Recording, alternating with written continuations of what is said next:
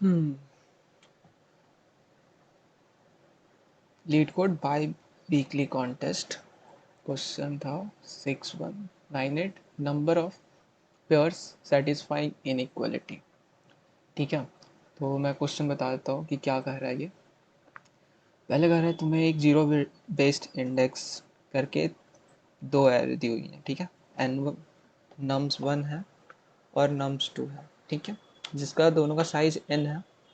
ठीक है, और एक इंटीजर डिफ भी दिया हुआ है डी आई डबल एफ। और तुम्हें नंबर ऑफ पेयर्स निकालने हैं जो कि कुछ पार्टिकुलर कंडीशंस सेटिस्फाई कर रहे हैं, जिसमें कि आई और जे इस तरह से हो कि आई छोटा हो जे से, और ये कंडीशन हो कि मतलब difference of an nums one at I minus nums one at J is less than equal to nums two at I minus nums two at J plus difference. देखो शुरू में तो ये थोड़ा मुश्किल लगेगा तुम्हें, लेकिन मैं बताता हूँ कैसे अप्रोच कर सकते हैं। तो उससे भी पहले देखो यार, अगर अच्छा लगे कंटेंट, समझ में आए तो सब्सक्राइब कर लेना। ठीक है, तो मूव ऑन करते हैं आगे। तो देखो क्या है कि इस तरह से पहले था ये इक्वेशन। अब इसे देखो तुम किस तरह से लिख सकते हो। ये जो यहाँ पे जो चीज़ है तुम्हारा, ये नम्स टू आई। ओके, और okay what is that, okay let me change it, कुछ प्रॉब्लम हो गया था। ठीक है, ओके ये सही है। यहाँ मैंने शायद कुछ गलत कर दिया है।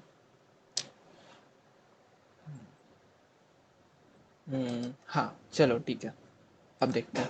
अब देखो ये जो है यहाँ पे नम्स टू ऑफ आयत, ठीक है, इसे हम यहाँ ला सकते हैं। ठीक है, यहाँ पे, और इसे हम इधर लेके आ सकते हैं। तो फिर इक्वेशन क्या बनेगा अपना, ये nums one at ith minus nums two at ith is less than equal to nums one at jth and nums two at j plus difference. देखो इससे बहुत सारा फायदा होगा, क्योंकि पहली बात तो i लेस देन j है, तो हम बहुत बढ़िया से इनइक्वालिटी निकाल सकते हैं। मतलब देखो तुम ट्रैवर्स करते जाओगे, ठीक है, आई इक्वल टू वन से जीरो वन टू से, ठीक है, और किसी पार्टिकुलर जे पे हो, ठीक है, और यहाँ पे से कितने एलिमेंट्स जो मिले हैं तुम्हें जो लेस देन पार्टिकुलर वैल्यू, जो कि यहाँ पे जे पे जो ये वैल्यू क्रिएट करेंगे हम, मान लो इसे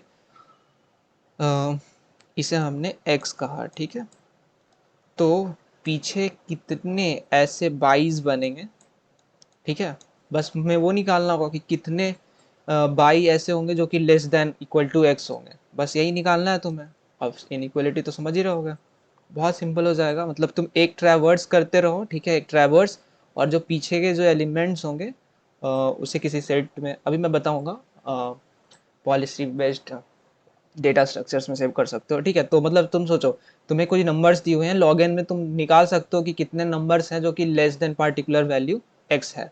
ठीक है, तो इस तरह से मूव कर सकते हो। ये मेन यही था, मेन था कि ये इनइक्वालिटी तुम सॉल्व कर ले रहे हो, फिर उसके बाद मूव ऑन कर सकते हो। ठीक है, तो वो देखते हैं कि मैंने लिखा था कैसे सॉल्यूशन। ठीक है, तो देखो पहले तो ये कुछ है जो कि इंक्लूड कर लेना यार। ठीक है, और इसे भी इंक्लूड कर लेना। ठीक, ये पॉलिसी बेस्ड डेटा स्ट्रक्चर होते हैं। ठीक है, तो इसमें कुछ ऑपरेशन इस तरह से होते हैं जो कि सेट में नहीं है, उससे ज़्यादा होते हैं। नॉर्मल जो सेट अवेलेबल है सी प्लस प्लस में, उससे ज़्यादा कुछ होते हैं, फंक्शनैलिटीज़ होते हैं। ठीक है, तो देखो मैं बताता हूँ कौन से फंक्शनैलिटीज़ हैं। पहले तो देखो नॉर्मली डिक्लेयर किया मैंने पेयर से करा, क्योंकि ये देखो सेट था, तो मे बी अगर हमें दो दो मिल जाता। ठीक है, ठीक है, जो डिफरेंस है ये दोनों का एन वन आई और नम्स टू आई का जो है डिफरेंस, वो हो सकता है दो, मतलब यूनिक ना होता। जैसे कि थ्री माइनस फोर भी माइनस वन आ रहा है, ठीक है, फोर माइनस फाइव भी माइनस वन आ रहा है, तो हमें तो काउंट निकालना है, तो हमें दोनों रखना होगा ना।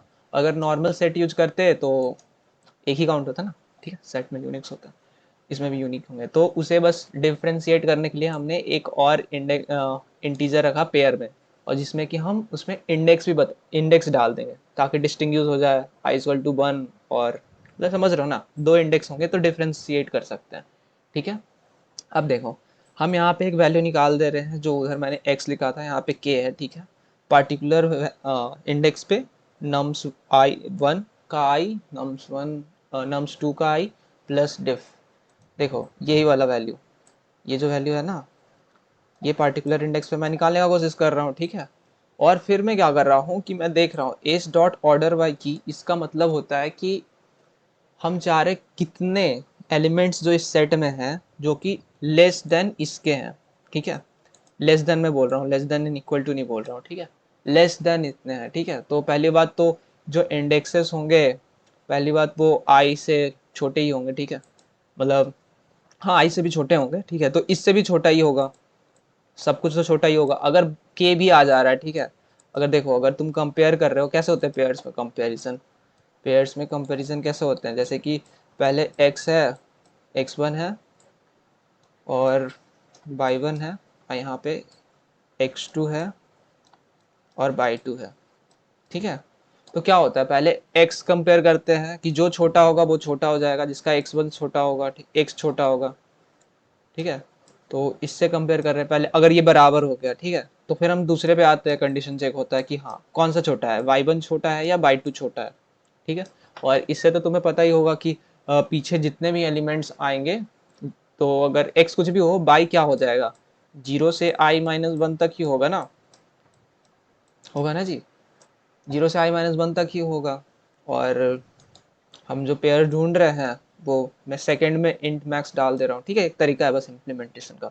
इससे पता चल गया, देखो टेम्प में क्या स्टोर्ड है, नंबर ऑफ ऐसे वैल्यूज और नंबर ऑफ एक्स मान लो तुम, नंबर ऑफ एक्स जो कि लेस देन है और इक्वल टू है इस वैल्यू के, ये मैं निकालने का कोशिश कर रहा हूँ इस लाइन ऑफ कोड से, ठीक है। मैंने policy based data structures use करा है, ठीक है, ठीक है। और फिर मैं उसे प्लस कर दे रहा हूँ अपने आंसर वेरिएबल में। और फिर उसके बाद जब इस पार्टिकुलर इंडेक्स को मैंने एक्सेस कर लिया तो उसे इंसर्ट भी करना होगा। तो nums1 of i minus nums2 of i at index i, ऐसे करके मैं उसमें इंसर्ट कर दे रहा हूँ। बेसिकली देखो, ये वाली जो वैल्यू थी ना, ये वाली है ना, ये वाली मैं पुश कर दे रहा हूँ, ठीक है, ताकि मैं आगे किसी इंडेक्स पे जाऊंगा तो मैं कंपेयर कर सकूंगा ना कि पीछे क्या क्या वैल्यूज थी, है ना। तो बस यही है। और ठीक है, यही है यार, सही है कोड, ठीक है। Thanks for watching.